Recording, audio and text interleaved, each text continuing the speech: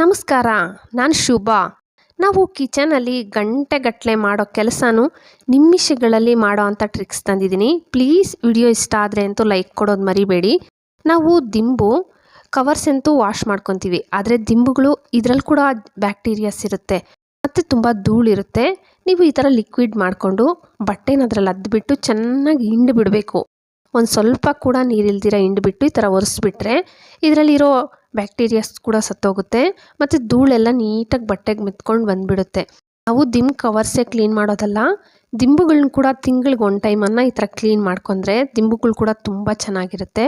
ನಾನು ನಮ್ಮ ಮನೇಲಿರೋ ದಿಂಬುಗಳೆಲ್ಲ ಕ್ಲೀನ್ ಮಾಡ್ಕೊತಾ ಇದ್ದೀನಿ. ನಿಮ್ಮ ಮನೇಲಿ ನೀವು ಎಷ್ಟು ದಿಂಬಿದೆಯೋ ಈ ಥರ ಕ್ಲೀನ್ ಮಾಡ್ಕೊಂಡು ನೋಡಿ ಬಟ್ಟೆಯಲ್ಲಿ ಎಷ್ಟೊಂದು ಧೂಳು ಬಂದಿದೆ. ನಾನು ತೋರಿಸ್ಕೊಟ್ಟಿರೋ ಲಿಕ್ವಿಡ್ ಇದೆ ನೋಡಿ, ಒಂದು ಚಿಕ್ಕ ಬಟ್ಲಿಗೆ ಒಂದು ಸ್ವಲ್ಪ ಪೇಸ್ಟು, ನಿಮ್ಮ ಮನೇಲಿ ಯಾವ ಪೇಸ್ಟ್ ಬಳಸ್ತೀರಲ್ಲ ಅದೇ ಪೇಸ್ಟೇ ಒಂದು ಸ್ವಲ್ಪ ಬೇಕಿಂಗ್ ಸೋಡಾ, ಒಂದು ಸ್ವಲ್ಪ ಶಾಂಪೂ ಕೂಡ ಸೇರಿಸ್ತಾ ಇದ್ದೀನಿ. ಒಂದು ಸ್ವಲ್ಪ ನೀರು ಹಾಕ್ಕೊಂಡು ಚೆನ್ನಾಗಿ ಮಿಕ್ಸ್ ಮಾಡ್ಕೊಳ್ಳಿ. ಚೆನ್ನಾಗಿ ಮಿಕ್ಸ್ ಮಾಡ್ಕೊಂಡಿದ್ದಾದಮೇಲೆ ಮತ್ತೆ ಒಂದು ಸ್ವಲ್ಪ ನೀರು ಸೇರಿಸಿದ್ದೀನಿ. ಈ ಶಾಂಪೂ ಸೇರಿಸೋದ್ರಿಂದ ನಾವು ತಲೆಗೆ ಎಣ್ಣೆ ಹಚ್ಚಿರ್ತೀವಲ್ಲ, ದಿಂಬಿಗೆ ಮೆತ್ಕೊಂಡಿರೋದು ನೀಟಾಗಿ ಹೊಟ್ಟೋಗುತ್ತೆ ಅಂತ. ಬೇಕಿಂಗ್ ಸೋಡಾ ಸೇರಿಸಿದ್ದೀವಲ್ಲ, ಇದರಿಂದ ಆ ದಿಂಬಲ್ಲಿರೋ ಬ್ಯಾಕ್ಟೀರಿಯಾಸ್ ಎಲ್ಲ ಸತ್ತೋಗುತ್ತೆ.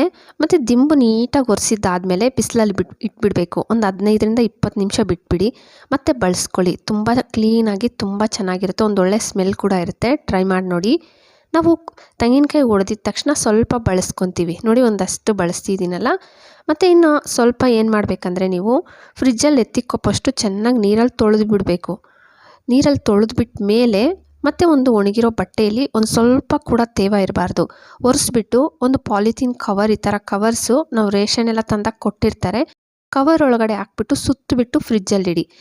ಈ ಥರ ಇಡೋದ್ರಿಂದ ನಿಮ್ಮ ಕೊಬ್ಬರಿ 1 ತಿಂಗಳ ಮೇಲೆ ಫ್ರೆಶ್ ಆಗಿರುತ್ತೆ. ಬೇಕಾದರೆ ಟ್ರೈ ಮಾಡಿ ನೋಡಿ. ನಮ್ಮ ಮನೇಲಿ ಫ್ರಿಜ್ ಇಲ್ಲ ಅನ್ನೋರು ಒಂದು ಸ್ವಲ್ಪ ಉಪ್ಪು ಚಿಮ್ಕರಿಸ್ಬಿಟ್ಟು ಸ್ಪ್ರೆಡ್ ಮಾಡಿಕೊಂಡು ಬಿಸಿಲಲ್ಲಿಡಿ. ಈ ಥರ ಇಡೋದ್ರಿಂದ ಕೂಡ ನಮ್ಮ ಕೊಬ್ಬರಿ ಫ್ರಿಜ್ ಇಲ್ದಿರನೇ ತುಂಬ ಚೆನ್ನಾಗಿರುತ್ತೆ. ಟ್ರೈ ಮಾಡಿ. ಸಾಂಬಾರು ನಾವು ಮಧ್ಯಾಹ್ನ ಮಾಡಿರ್ತೀವಿ, ರಾತ್ರಿ ತಿನ್ನಬೇಕಂದ್ರೆ ನೋಡಿ ಸ್ವಲ್ಪ ಸಾಂಬಾರಿದೆ, ಇದು ಬೇರೆ ಪಾತ್ರೆಯಲ್ಲಿ ಹಾಕ್ಬಿಟ್ಟು ಬಿಸಿ ಮಾಡಿದ್ರೆ ಆ ಪಾತ್ರೆ ಕೂಡ ವಾಶ್ ಮಾಡಬೇಕಲ್ಲ. ಈ ಸ್ವಲ್ಪ ಸಾಂಬಾರಿದ್ದಾಗ ನೀವು ಒಂದು ಹೆಂಚಿಕ್ಬಿಟ್ಟು ಮಧ್ಯದಲ್ಲಿ ಸಾಂಬಾರಿಡಿ, ಸ್ವಲ್ಪ ನೀರು ಹಾಕಿದ್ದೆ ಸೈಡಲ್ಲಿ ನೋಡಿ, ಮುಚ್ಚಳ ಇಕ್ಬಿಟ್ಟು ಒಂದು ಸ್ವಲ್ಪ ಹೊತ್ತು ಬಿಟ್ಟರೆ ಸಾಕು, ಸಾಂಬಾರು ಕೂಡ ಬಿಸಿ ಆಗಿಬಿಡುತ್ತೆ. ಹೆಂಚಲ್ಲಿರೋ ನೀರು ಬಿಸಾಕಿ ಮತ್ತೆ ನೀವು ಬಳಸ್ಕೋಬೋದು. ಸಾಂಬಾರಷ್ಟೇ ನೋಡ್ತಾ ಇದ್ದೀರಲ್ಲ, ಚೆನ್ನಾಗಿ ಬಿಸಿ ಆಗಿಬಿಟ್ಟಿದೆ. ಟ್ರೈ ಮಾಡಿ ನೋಡಿ. ಕುಕ್ಕರ್ ಗ್ಯಾಸ್ ಮೇಲೆ ಇಕ್ಬಿಟ್ಟು ಒಂದು ಸ್ವಲ್ಪ ನೀರು ಸೇರಿಸ್ಕೊಂಡಿದ್ದೀನಿ.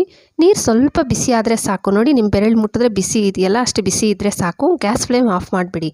ಮತ್ತು ಕಾಳು ಬಿಡಿಸ್ಕೊಂಡಿರ್ತೀರಲ್ಲ, ಕಾಳು ಪೂರ್ತಿ ಅದರೊಳಗೆ ಹಾಕ್ಬಿಟ್ಟು ಕುಕ್ಕರ್ ಲೆಡ್ ಕ್ಲೋಸ್ ಮಾಡಿಬಿಟ್ಟು ಒಂದು 2-3 ನಿಮಿಷ ಬಿಡಿ ಸಾಕು. ತಕ್ಷಣವೇ ನೀವು ಇತ್ಕೋಬೋದು ಈ ಟ್ರಿಕ್ಸಿಂದ. ಏನಪ್ಪ ಅವರೆಕಾಳು ನೆನೆಸ್ಬೇಕಲ್ವಾ ಅನ್ನೋ ಏನಿಲ್ಲ, ತಕ್ಷಣ ಅವರೆಕಾಳು ಹಾಕಿದ್ದು ಒಂದು 2-3 ನಿಮಿಷಕ್ಕೆ ನೀವು ಇತ್ಕೋಬೋದು ನೋಡಿ. ಇನ್ನು ನೀರು ಸ್ವಲ್ಪ ಬೆಚ್ಚಗೆ ಇತ್ತು, ನಾನು ಕೈ ಇತ್ಬಿಟ್ಟು ತೋರಿಸ್ದೆ. ಬಿಗಿನರ್ಸು ನೀವು ಇತ್ಕಕ್ಕೆ ಬರಲ್ಲ ಅನ್ನೋರು ಒಂದು ಒಣಗಿರೋ ಬಟ್ಟೆಯಲ್ಲಿ ನಿಮ್ಮ ಕೈಗಳನ್ನು ಅಂದರೆ ನಿಮ್ಮ ಬೆರಳನ್ನು ಒಂದು ಸತಿ ಒರೆಸ್ಬಿಟ್ಟು ಮತ್ತೆ ಇತ್ಕ್ತಾ ಇರಿ. ಈ ಥರ ಮಾಡೋದ್ರಿಂದ ಬೇಗ ಇತ್ಕೋಬೋದು.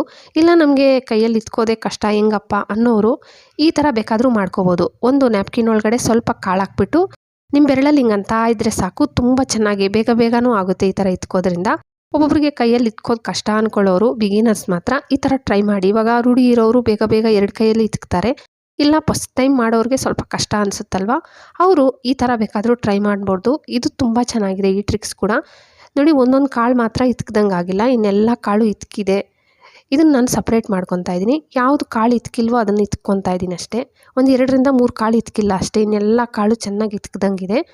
ಟ್ರೈ ಮಾಡಿ. ನಾನು ಎಲ್ಲ ಕಾಳು ಈ ಥರ ಮಾಡಿ ಒಂದು ಪ್ಲೇಟ್ಗೆ ಇಕ್ಕೊತಾ ಇದ್ದೀನಿ. ನೀವು ಎಲ್ಲ ಕಾಳು ಇತ್ಬಿಟ್ಟು ಸೈಡ್ ಒಂದು ಪ್ಲೇಟ್ಗೆ ಇಕ್ಕೊಳ್ಳಿ. ಟ್ರೈ ಮಾಡಿ. ಟ್ರೈ ಮಾಡಿದ್ರೆ ಅಂತೂ ಒಂದು ಕಾಮೆಂಟ್ ಹಾಕೋದು ಮರಿಬೇಡಿ. ವಿಡಿಯೋ ಇಷ್ಟ ಆಗಿದೆ ಅಂದ್ಕೊತೀನಿ. ಪ್ಲೀಸ್ ವಿಡಿಯೋ ಇಷ್ಟ ಆಗಿದ್ರೆ ಒಂದು ಲೈಕ್ ಕೊಡಿ, ಹಂಗೆ ಸಬ್ಸ್ಕ್ರೈಬ್ ಮಾಡಿಕೊಂಡು ನಿಮ್ಮ ಫ್ಯಾಮಿಲಿ ಫ್ರೆಂಡ್ಸ್ಗೆ ಶೇರ್ ಮಾಡಿ. Thank you friends.